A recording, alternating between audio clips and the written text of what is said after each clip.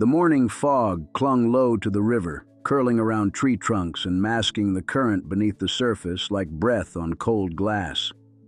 On the far bank, German soldiers watched the gray haze in tense silence.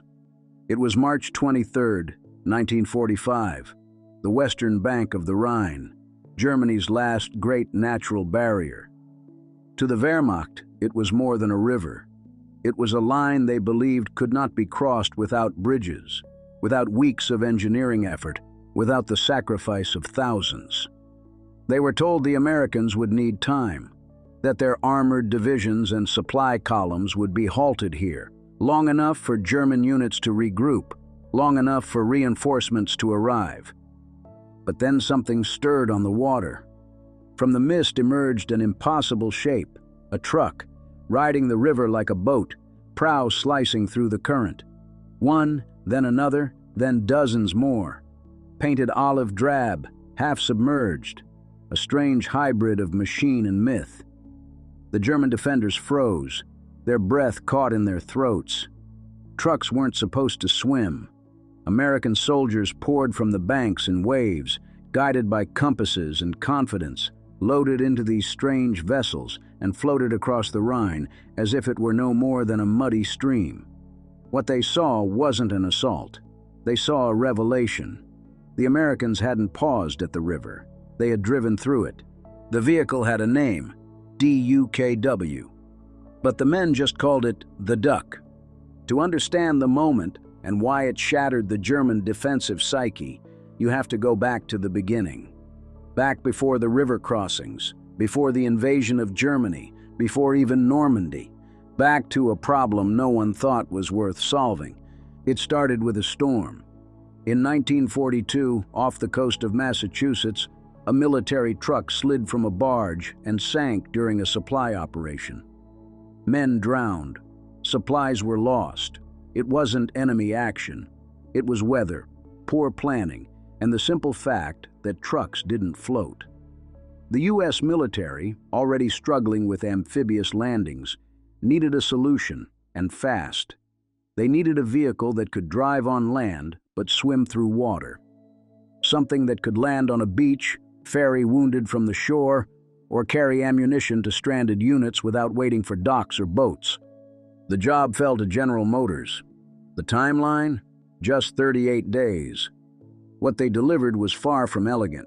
Based on the standard 2.5-ton GMC CCKW truck chassis, known as the Deuce and a Half, the DUKW was welded with a sealed hull, a propeller, and a rudder. 6 wheels, paddle tires, a bilge pump. No armor, no weaponry, just pure utility. It could carry 2,500 pounds of cargo, or 25 fully armed troops. With a top speed of 50 miles per hour on land and 5.5 in water, it was never meant to impress. But it worked, and the military ordered over 21,000. At first, it was relegated to logistics. The Ducks were used to land supplies during amphibious invasions like Sicily and Normandy. They shuttled wounded, ammunition, radios, even gasoline drums from ship to shore. Naval commanders dismissed them as oversized toys. Infantry officers didn't trust them in combat zones. They were seen as expendable assets, useful in the margins, but not part of real operations. But a few commanders, men who understood logistics not as a burden but as a weapon, began to see the DUKW for what it truly was: mobility incarnate. As the Allies pushed east through France and into the Low Countries, rivers became the final natural obstacles to swift mechanized warfare. Bridges were blown by retreating German forces. Ferries were unreliable. Pontoon bridges took hours, sometimes days, to erect under fire. In war, time was life, and the DUKW could steal time from the enemy. Still, few expected it to play a major role in the crossing of the Rhine. The Rhine was no ordinary river. Nearly 800 yards wide in places, with steep banks, swift currents, and deep channels, it was seen by the German High Command as a natural fortress. On its east bank, German artillery and infantry dug into prepared positions. confident that any Allied attempt to cross would be a bloodbath. They envisioned amphibious assaults in rubber boats, engineers struggling under fire to place floating bridges. They expected delays. They expected time. What they got was the DUKW. In the final weeks of March 1945, under the direction of General William H. Simpson's Ninth Army and supported by General Montgomery's 21st Army Group, the Allies prepared for Operation Plunder, the largest coordinated river crossing in military history. On paper, it looked like a standard engineering feat: artillery barrages, pontoon bridges, air support. But hidden in the logistical plans was something radical. Thousands of DUKWs had been staged in secret, crews trained, routes mapped, rehearsals conducted at night, under blackout. When the operation began, German units were stunned not just by the volume of the assault, but by where it was coming from. Instead of focusing solely on bridges, American troops surged across multiple points of the Rhine in amphibious vehicles, bypassing predictable choke points and scattering German fire. Artillery batteries that had been zeroed in on likely bridgeheads were now overwhelmed by targets emerging from unexpected vectors, entire battalions floating across the river under the cover of smoke and darkness, carried by trucks the Germans had never taken seriously. One German officer later wrote, "We thought it was impossible to cross there. No tanks, no boats. Then suddenly, they were behind us. The river was no barrier at all. In just 72 hours, over 15,000 troops and 3,000 tons of supplies were ferried across the Rhine by DUKWs and similar craft. American units landed, rearmed, and advanced deeper into German territory before the defenders could even process what had happened. And the psychological effect was devastating. German soldiers had braced for an Alamo, dug into their final line, ready to bleed the Allies for every meter. But what do you do when the enemy simply drives around your defenses? That was the gift of the DUKW. Not just that it worked, but that it redefined what was possible. It broke doctrine. It shattered expectations. And in a war defined by brutal attrition and rigid planning, it proved that the simplest machine, properly deployed, could change everything. The sound of diesel still echoed in their dreams. While the DUKW's performance during the Rhine crossing stunned German defenders and electrified Allied planners, its legacy wasn't built in a single moment. It was forged in the mud, the surf, and the smoke of dozens of battles. To understand how a glorified six-wheeled boat truck earned its place in military history, you need to understand what it was asked to do and how often it did the impossible. You see, by 1945, the DUKW wasn't just a support vehicle. It had become a lifeline. Let's rewind again, this time to the beaches of Normandy, June 6, 1944. As thousands of men stormed ashore under withering fire, the challenge was no longer just defeating the enemy. It was feeding the machine. A single division required over 600 tons of supplies a day to keep fighting: food, ammunition, water, fuel, bandages, batteries. Multiply that by the dozens of divisions in the European theater, and you have a logistical nightmare of biblical proportions. The Allies knew they couldn't rely solely on ports. The Germans held the best ones, and even when captured, they were often sabotaged or heavily fortified. The answer, once again, was to bring the port to the fight, and that's where the DUKW shined. During the Normandy invasion and the months that followed, Ducks ferried critical cargo from ships anchored offshore directly onto the beach and inland, sometimes dozens of miles, before returning to the surf to do it all over again. They didn't need docks. They didn't need cranes. They just needed grit. In one 90-day period following D-Day, DUKWs delivered over 18 million tons of supplies to advancing Allied units. 18 million tons. That staggering number wasn't accomplished by big ships or tank columns. It was made possible by a little floating truck, with a 2.5-ton payload, doing its job again and again, day and night, rain or shine. And the Germans noticed. German commanders, already frustrated by the sheer speed of the Allied advance, couldn't understand how American and British forces were able to keep their frontline troops so well supplied despite the destruction of traditional infrastructure. Roads were cratered, rail lines bombed, bridges collapsed. Yet the Allied tide never stopped flowing forward. They didn't know the secret weapon was rolling right past them, on water. Back in Washington, the War Department hadn't expected much out of the DUKW. It was designed in under 6 weeks. It wasn't armored, it wasn't fast. And in classic bureaucratic fashion, it was named after the manufacturing code: D for 1942, U for utility, K for all-wheel drive, and W for dual rear axles. Functional, but forgettable. But to the men on the ground, it was unforgettable. To wounded soldiers on a beach, the DUKW was the first ride home. To paratroopers stranded behind enemy lines, it was the miracle that brought fresh ammo. To engineers trying to keep bridges open and river crossings secure, it was the difference between retreat and advance. One soldier recalled, "We didn't care what it looked like. It floated, it drove, and it got us what we needed. That duck was worth its weight in gold."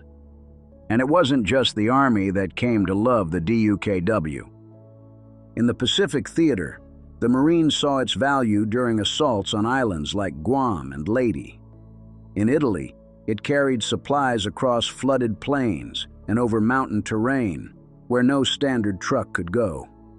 Its low profile and ability to shift from sea to land without pause made it ideal for harbors clogged with debris or under sniper fire. Even when storm surge hit or shorelines were mined, the DUKW found a way through. But it wasn't invincible. The vehicle's biggest weakness was its lack of armor. It wasn't built to withstand bullets, let alone artillery. Its sides were thin steel, barely enough to stop a rifle round, and its buoyancy could be easily compromised if the hull was punctured in the wrong place. Several DUKWs were lost during rough landings, and in particularly hostile areas, German artillery specifically targeted them, knowing their importance to the Allied advance. But the risk didn't stop the drivers. They kept going. There were no glory assignments on a DUKW crew, no medals for supply runs, no headlines for ferrying socks and rations. But those men knew what they were doing mattered. Every trip they made kept another rifleman in the fight. Every crate they delivered kept the engine of war humming. They were the quiet backbone of victory. And in that sense, the DUKW became more than a vehicle. It became a symbol of ingenuity, of resolve, and of the uniquely American ability to solve complex problems with simple, rugged solutions. The kind of innovation that said, "We don't need to wait for perfect. We just need something that works." Now, when the war ended in May of 1945, many of those ducks were left behind, abandoned in Europe or sold to Allied nations. Others were scrapped, but some came home, and in peacetime, the DUKW took on a second life. Rescue operations, flood relief, civilian transport during natural disasters. The Coast Guard used them, fire departments adapted them. Even tourists in places like Boston and Philadelphia would eventually ride in restored DUKWs, laughing as they splashed into harbors aboard a war relic turned sightseeing boat. But for the veterans who served with them, the laughter never drowned out the echoes. They remembered the sleepless nights, the freezing river crossings, the sound of machine gun fire pinging off the hull, the shouts of wounded men being loaded on board, the weight of responsibility, driving a truck that floated, knowing that one mistake meant sinking, drowning, dying. To them, the DUKW wasn't just a quirky vehicle, it was a survivor's chariot. And for the Germans who saw them during Operation Plunder, it was a message. The Americans would not be stopped by rivers or bridges or terrain. Their trucks could swim, their supplies would flow, and their war machine would roll day and night until the Third Reich was finished. By the end of the war, few German commanders underestimated the DUKW. It had crossed the Seine, the Moselle, the Ruhr, the Rhine. It had been everywhere the U.S. Army needed to go, and it had done it without fanfare, without flash, just function. That was its genius. In a war filled with tanks and bombers, secret codes and daring raids, the humble DUKW stood apart, not because of what it destroyed, but because of what it delivered. It brought victory, one crate, one crossing, one muddy mile at a time.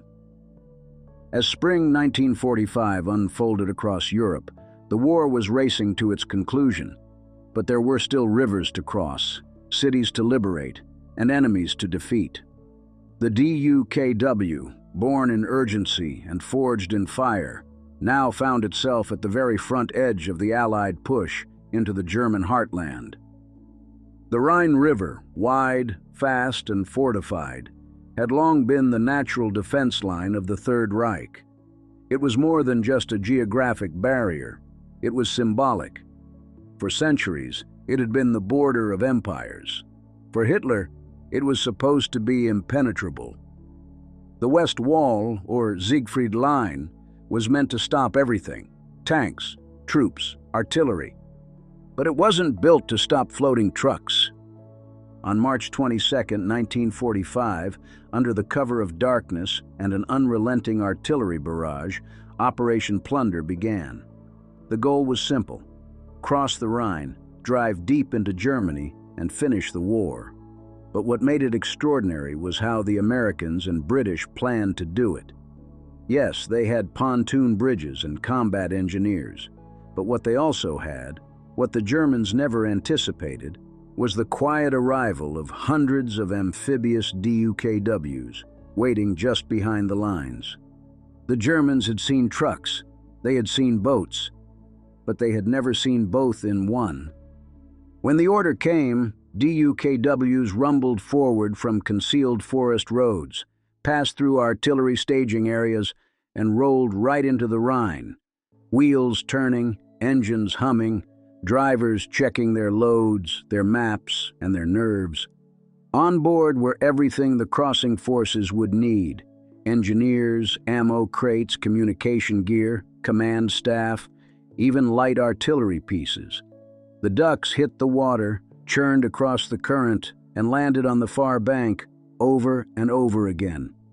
One German commander, captured days later, reportedly told his interrogators, "We didn't know the Americans had vehicles like that. We thought it was a trick. Trucks aren't supposed to swim." But these did, and once the crossing was secured, the DUKWS kept going. They became floating highways, shuttling supplies and personnel across the Rhine without interruption. German artillery couldn't stop them. Small arms fire bounced off the water. In some sectors, DUKWs were even used to evacuate wounded men directly across the river under fire, a grim echo of their role on Normandy's beaches the year before. It was chaos, but it was coordinated chaos, and the DUKWS were at the center of it. General George Patton, never one to understate a moment, famously remarked, "The Rhine has been crossed, and I'm damn proud to say that I did it, without waiting for the engineers to build a bridge." But what made it possible wasn't just guts and bravado. It was logistics. It was vehicles like the DUKW doing their work hour after hour, without pause, without glory. And yet, for all their importance, most Germans never even knew what hit them. Field reports recovered after the war showed German planners trying to understand the speed of the Allied advance. They chalked it up to sheer manpower, to overwhelming air superiority, to numbers. They never realized that one of the quiet keys to American mobility was a six-wheeled duck truck that could deliver firepower and fuel across rivers without touching a bridge. As Allied forces pushed deeper into Germany, across the Ruhr toward the Elbe, the DUKW continued its work. It was the perfect river vehicle for a country defined by rivers, and with every crossing, it chipped away at the last German defenses, delivering men and materiel to places once thought unreachable. But the DUKW's story didn't end in Europe. Thousands were shipped to the Pacific, where island warfare demanded a different kind of transport. In the Philippines, in Iwo Jima, in Okinawa, DUKWs delivered supplies directly onto jungle-covered beaches, over reefs and under fire. Where landing craft couldn't reach, the DUKW could. Where bridges had been bombed, the DUKW didn't need one. One Marine recalled using a DUKW to ferry wounded across a shallow bay, dodging sniper fire the whole way. It floated low in the water, he said, but it got us there. That was all that mattered. The same vehicle that had helped liberate Paris now helped storm remote Pacific outposts. The same wheels that rolled across Normandy's beaches now turned through jungle mud. The DUKW had become a symbol of what American military logistics did best: adapt, improvise, overcome. And the more it was used, the more its legend grew. Soldiers gave them nicknames. Ducks, of course, but also water jeeps or fish trucks. Engineers joked that the DUKW could go anywhere, so long as it wasn't paved. In truth, it wasn't built for roads. It was slow. Its suspension was soft, but that wasn't its job. Its job was to go where nothing else could. And in doing that job, the DUKW carved out a unique niche in the war effort. It wasn't glamorous. It didn't have a turret, but generals came to rely on it, grunts came to love it, and the enemy came to fear what it meant. Reinforcements were coming, whether by land or sea. By April 1945, as the Allies closed in on Berlin from the west and the Soviets from the east, the DUKW had crossed more rivers than any other vehicle in the war. The Moselle, the Ruhr, the Rhine, the Elbe, and always the same story: no bridge, no problem. And still, most Americans back home never heard its name. It was never featured in newsreels the way tanks were. It didn't appear in propaganda posters or recruiting films. But ask any soldier who depended on it, and they'll tell you it was as important as any tank or plane or gun. Because wars aren't just won by firepower. They're won by what you can deliver, when and where. And that's what the DUKW did best. As the European campaign drew to a close and Germany's surrender became a matter of weeks, the final tasks for the DUKWs involved transporting occupation troops, moving supplies into newly liberated areas, and, in some heartbreaking cases, carrying survivors of Nazi concentration camps to safety. The same vehicle that once brought ammunition now brought hope. It had come full circle, from weapon of war to tool of peace. By May 1945, with Hitler dead and German resistance collapsing, the guns of Europe finally fell silent. The war was over, cities lay in ruin, bridges blown, and roads clogged with refugees and wreckage. Yet in the weeks and months that followed, it wasn't tanks or planes that did the hard work of rebuilding. It was trucks, bulldozers, and yes, the DUKWs. Now, instead of carrying soldiers into battle, the Ducks were ferrying food to starving civilians. They brought medicine to hospitals with no power. They carried Red Cross workers across shattered infrastructure and transported liberated prisoners from camps that still reeked of death. It was dirty, unglamorous work, but it mattered more than ever. DUKWs rolled through ruined towns, floated across rivers where bridges once stood, and formed the backbone of post-war logistics in both Europe and the Pacific. Their versatility gave them new purpose, and even after the parades ended and the flags came down, the Ducks kept going. In the Pacific, the war had not yet ended. Japan still held out, and the DUKWs, now proven across 2 continents, were sent to help finish the job. In Okinawa, they landed supplies under relentless fire. Waves crashed over their bows as they rolled ashore, carrying barrels of fuel, crates of ammunition, and medical gear through the surf and onto blood-soaked sand. The same vehicle that crossed the Rhine in Germany now crawled over coral reefs under the scream of kamikaze aircraft. Their crews were just as brave as any frontline soldier. DUKW drivers had no armor to protect them, no guns to fire back. They were mechanics, engineers, and GIs turned sailors, but they were as vital as any rifleman. Every crossing they made meant fewer men went hungry, fewer units ran dry, fewer lives were lost. And then, in August 1945, it was over. Japan surrendered. The world exhaled. But for the DUKWS, peace was just another mission. In the post-war years, thousands of them were repurposed for civilian use. War surplus found its way into cities, ports, and disaster zones. The Coast Guard adopted them. Fire departments in flood-prone areas bought them. Some were sold to civilian operators who turned them into tour vehicles, rolling down city streets before splashing into harbors, delighting generations of tourists who never knew their history. But veterans remembered. They remembered the night crossings in Europe, the waves off Normandy, the sound of the engine growling through shallow rivers under fire.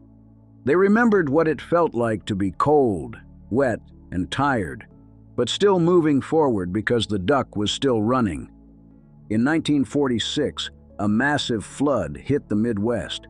DUKWs were pulled out of military storage and rushed to the scene. Towns cut off by swollen rivers were reconnected. Rescues were made, supplies delivered. No other vehicle could have done it. Once again, the forgotten war truck proved itself irreplaceable. In Korea, they were called into service once more, carrying troops and supplies across rivers and coastal areas in a conflict far removed from the hedgerows of France or the jungles of the Pacific. Time and again, when the situation called for something that could go where nothing else could, the DUKW was there. And yet, even as the military phased them out, their legacy grew in the memories of those who served. Veterans' reunions often included a DUKW on display. Old soldiers would walk up, pat the metal hull, and smile. "That thing saved my ass," more than one would say. The DUKW had become something more than a vehicle. It was a symbol of ingenuity, of quiet heroism, of the behind-the-scenes work that wins wars and saves lives. Few people today remember the name Rod Stevens, Jr., or that his family built yachts before the war. Fewer still know about Dennis Pulliston, the British-born naturalist who had studied seabirds before helping to design a truck that could float.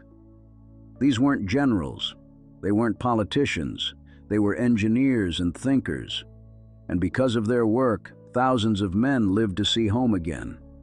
The DUKW was never meant to be beautiful. It wasn't sleek, it wasn't fast, but it was brilliant. 6 wheels, 1 propeller, 1 simple mission, get the job done. And it always did. Even after they left the battlefield, DUKWs remained part of American culture. In Boston, in Washington, in Seattle, you can still ride one today. Painted bright colors, turned into floating tour buses, their military roots long since hidden beneath layers of paint and polish. Children laugh as they splash into the water. Parents snap pictures. No one thinks of the Rhine, or the Rower, or the Philippine jungle. But inside that steel hull, the ghosts of history remain. Each rivet once held against enemy fire. Each axle turned under weight of war.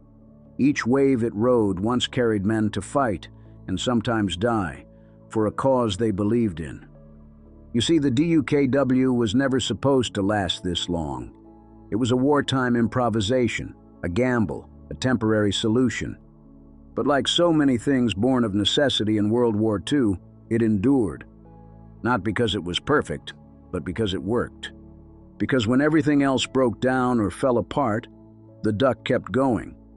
Because it wasn't the biggest or loudest or strongest, it was the one that showed up.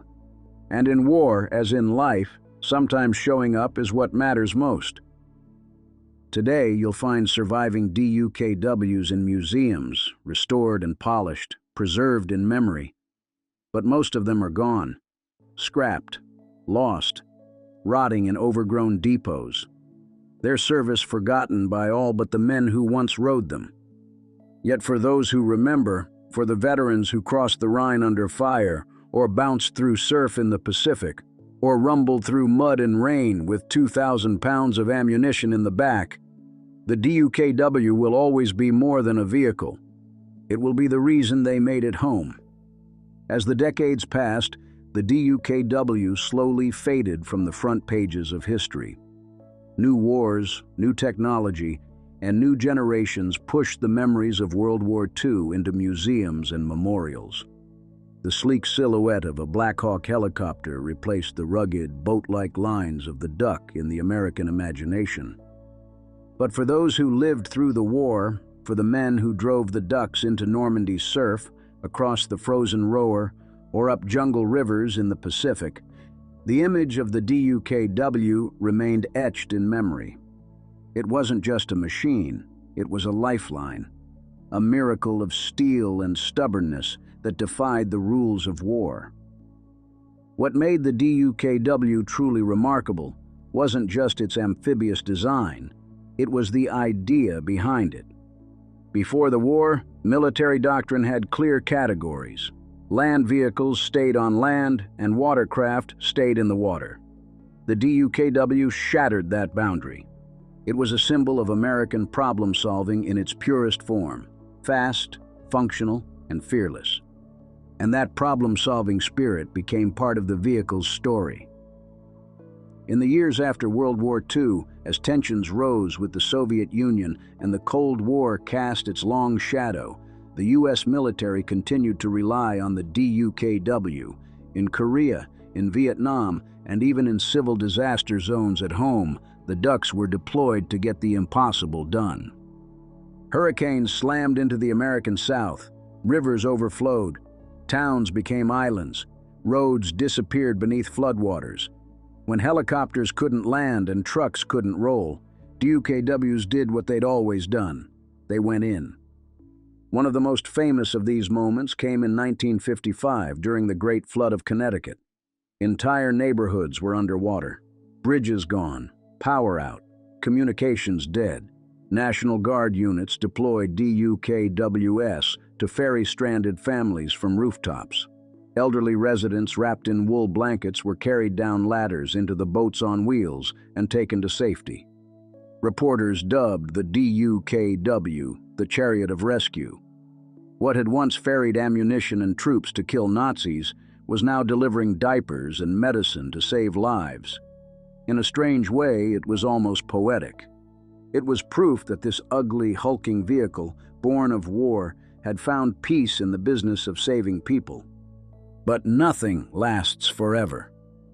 By the 1970s, most DUKWs were retired from military service. They were slow, loud, and mechanically outdated. Their engines couldn't keep up with modern needs. Replacement parts were hard to come by. Most were sold off, stored in depots, or scrapped. Yet the duck refused to die. Private companies bought them up. Mechanics restored them. Tour operators gave them fresh coats of paint, red, yellow, green, and offered city cruises that ended with a splashdown into local harbors. What had once been an instrument of war became a floating stage for history, carrying families and school children instead of soldiers. Boston, Seattle, San Diego, Baltimore, even London and Dublin got in on the action. And somewhere beneath the smiles of tourists and the quacks of novelty horns, the real spirit of the DUKW remained. It's in those long steel ribs, in the riveted seams, in the way it lurches forward like it still remembers what it's like to carry 1,000 pounds of shells through a hail of machine gun fire. For veterans, Riding a DUKW today can be a surreal experience. It's not just a ride, it's a time machine. For a moment, they're young again. The roar of the engine brings back the chill of a foggy morning in France. The splash into the water feels like the Rhine or the Pacific surf. The wet smell of diesel and paint opens doors long closed in memory. And for those who never served, these tourist ducks offer a rare chance to connect with something real, something that lived through fire and came out the other side. But even that, in recent years, has become threatened. In 2018, tragedy struck in Branson, Missouri. A tourist DUKW capsized in a sudden storm on Table Rock Lake, killing 17 people. It was one of the deadliest boating accidents in recent American history. Suddenly, the fun novelty of the duck was replaced with hard questions. How safe are these old vehicles? How long can war-era machines last in civilian hands? Are we honoring history or endangering lives? In the wake of the Branson disaster, many cities shut down duck tours. Federal investigations revealed that some of the civilian operators had stripped the vehicles of their original military features, such as bilge pumps, redundant flotation, and canopy design. Features that had once kept soldiers alive were now gone for comfort or profit. It was a sobering reminder the DUKW was never meant to be a tourist toy. It was a combat vehicle, designed to survive machine gun fire and artillery, not thunderstorms and sightseeing trips. Still, the legacy endures. In military museums across the country, you can still find preserved DUKWs. Some are restored to wartime colors, OD green with white stars. Others are left exactly as they came out of the mud, rusted, battered, noble. Veterans lean on them. Tourists take selfies with them. Mechanics admire their craftsmanship. Historians marvel at their impact. Because for all its quirks and limitations, the DUKW did something almost no other vehicle ever has. It changed the battlefield. It made logistics a weapon. It turned rivers from obstacles into highways. And it did it without fanfare, without movies, without books or medals. The DUKW was never famous. It was never flashy, but it worked. And in war, working is everything. As we remember World War II, we often focus on the tanks, the planes, the generals. Eisenhower, Patton the Sherman, the Mustang. They deserve their place in the spotlight. But in the muddy back roads and broken bridges of Europe, it was the DUKW that got the job done. It didn't break down under fire. It didn't stop in the rain. It didn't wait for orders to cross a river. It just went. Carrying fuel, carrying food, carrying the hope of victory one load at a time. That's the legacy of the DUKW. Not glory, not headlines, but grit. And maybe that's the most American thing of all. Spring, 1945. The war in Europe was drawing to a close, but no one on the front lines knew exactly when. Germany was crumbling, but its defenses still bit hard. Rivers became lines in the sand, natural fortresses the Wehrmacht clung to as they retreated into their homeland. And then came the Rhine. For centuries, the Rhine had been one of Europe's great barriers, a deep, fast-moving river flanked by high banks and centuries-old towns. The Romans had struggled to cross it. Napoleon had built campaigns around it. In World War I, it marked the edge of the Western Front. Now, in World War II, it stood between the Allies and final victory. Field Marshal Gerd von Rundstedt had told his commanders to hold the Rhine at all costs, destroy the bridges, fortify the towns, let the Americans come and drown in the attempt. The Germans expected a slow crossing, a bloodbath. They were prepared for engineers laying pontoon bridges under fire, for boat crossings backed by artillery, for high command delays. What they got instead was a fleet of ducks. In late March 1945, American forces approached the Rhine near the towns of Remagen, Oppenheim, and Worms. They brought tanks, artillery, and air support. But they also brought an armada of DUKWs, hundreds of them, loaded with supplies, ammunition, and troops. And in the dead of night, without ceremony, they rolled straight into the river. The ducks churned across the Rhine under the cover of darkness and smoke. They moved in silence, their low-slung hulls barely visible from shore. German spotters, expecting traditional boats or slow bridge-building operations, were caught off guard. Some positions didn't even open fire, thinking the Americans were preparing for a crossing later. But by dawn, entire battalions were already on the east bank. Armored vehicles followed. Artillery was dragged across. Food, fuel, everything needed to keep the assault going. The Germans were stunned. Where had these vehicles come from? Who had trained these Americans to cross rivers like this? How had they moved so quickly? The answer, of course, was the DUKW. It wasn't a secret weapon in the Hollywood sense. No sleek lines or alien designs. It wasn't high-tech. It didn't have a gun. But it had something better: surprise, flexibility, and courage. In the official German after-action reports recovered post-war, commanders cited unexpected amphibious operations that compromised defensive preparations. Intelligence summaries began to include references to U.S. amphibious trucks operating inland, a concept that had previously been considered ridiculous. One Wehrmacht officer described the American river crossing capabilities as phantom-like. "They appeared where there were no bridges," he wrote, "as if the rivers were not there at all." This was the moment the DUKW earned its place in the pantheon of war-changing inventions. It wasn't just a tool, it was a strategy. It turned one of Germany's last great hopes, the Rhine, into a non-event. And with that, the road to the heart of the Reich was wide open. A few weeks later, American and Soviet forces met at the Elbe River. Berlin fell. Hitler was dead. The war in Europe ended. And the ducks? They just kept rolling. For the soldiers who rode in them, the DUKW was more than a transport vehicle. It was a shield, a horse, and a promise. You'll make it across. For some, it was the last place they ever sat. For others, it was the reason they lived. Veterans of the 5th and 7th Armies, who crossed the Rhine in DUKWs, later described the experience in one word: surreal. It felt like we were doing something impossible, one recalled. Riding across a river in a truck. No boats, no bridges, just us and the ducks. And it worked. After the war, most DUKWs were decommissioned. Many were sold to private companies, used for fishing, tourism, or scrap. A few made their way to fire departments and civil rescue units. Some ended up in backyards or rusting fields, and a precious few were preserved in museums, frozen in time, like steel ghosts of a forgotten miracle. But the stories? The stories lived on.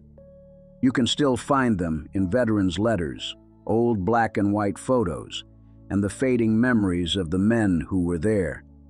They speak of mud, of cold, of fear, of hope, and of a strange, ugly duckling that carried them across rivers while the world burned.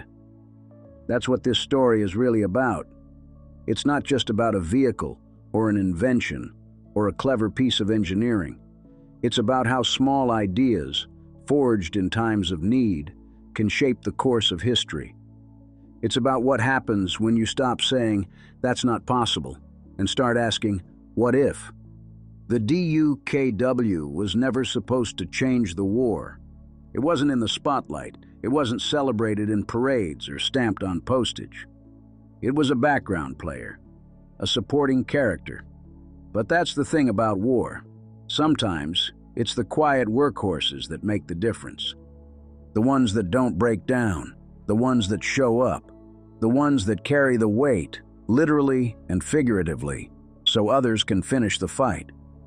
And so, to the men who drove the DUKWs across enemy beaches, up flooded roads, and through deadly rivers.